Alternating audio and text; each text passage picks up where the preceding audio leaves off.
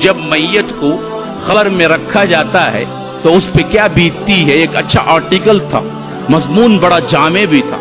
وہ کہتا ہے کہ ہم نے جب سائنسی لحاظ سے تحقیق کی تو یہ جسم جو ہوتا ہے نا, اندر جو جاتا ہے, تو اس میں سب سے پہلے تغیر جہاں ہوتا ہے وہ ناخنوں میں ہوتا ہے.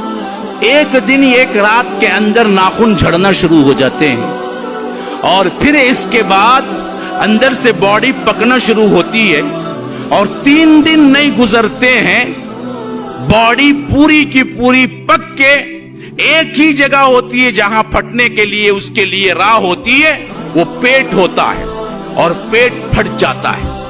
3 دن بھی نہیں ہوتے گزرتے, پیٹ اس کا پھٹ جاتا ہے, اور پیٹ پھٹتا ہے تو جو غلاظت اور جو بدبو وہاں سے نکلتی ہے نا, اتنی تیز اور زہریلی ہوتی ہے اس بدبو سے کہ اطراف کے جتنے حشرات الارض ہیں, جتنے کیڑے مکوڑے اور زہریلے ہیں, وہ تمام کے تمام اس بدبو کو سونگتے ہی پہچان لیتے ہیں کہ آج نئی دعوت ہے, نیا بکرا آیا ہوا ہے, کھانا ہے ہمیں. ہاں, اللہ نے وہ سینس رکھا ہے اس کے اندر. جب پیٹ پھٹتا ہے نا, وہ پیٹ پھٹنے سے جو زہریلی گیس نکلتی ہے اور وہ غلاظت نکلتی ہے, تو وہ تیز دار جو بدبو ہوتی ہے, وہ بدبو زمین کے اندر پھیلتی ہے قبر میں. تو سائنسدان لکھتے ہیں, کہتے ہیں کہ وہ دراصل جیسے ہی آگے جاتی ہے تو مٹی کے اندر جو حشرات الارض ہیں اور خاص کر زہریلے کیڑے مکوڑے ہیں, ان کو وہ سینس جیسے ہی لگتی ہے, ان کو معلوم ہو جاتا ہے کہ نیا مردہ ابھی دفن ہوا ہے, کھانے کے لیے جمع ہو جاؤ, آج رات دعوت ہے. تو وہ پورے کے پورے جمع ہو جاتے ہیں.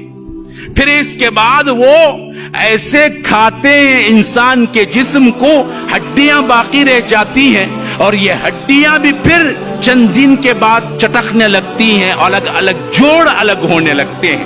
ایک ایک ہڈی ایک جوڑ الگ کر دیتی ہے, اور کچھ عرصہ نہیں گزرتا اس کا کوئی نام و نشان نہیں رہتا ہے.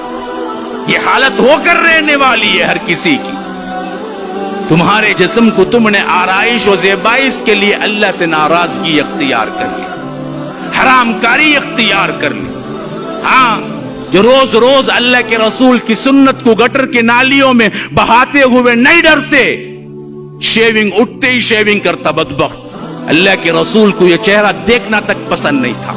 تم حوض کوثر کا جام لوگے شیونگ کر کے مر کے, یاد رکھو وہیں تمہاری کیا سختی شروع ہو جائے گی جب ملک الموت دیکھیں گے میت آئی ہے بغیر داڑھی کے, پکڑو اسے.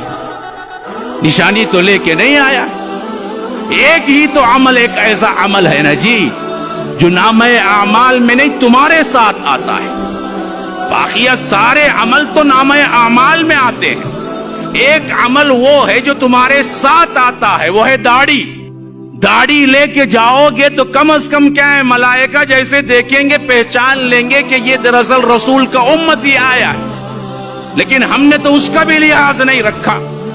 تو یاد رکھیے, پھر یہاں سے جب سوالات کا سلسلہ شروع ہوا تو یاد رکھو جس کا سوال ہو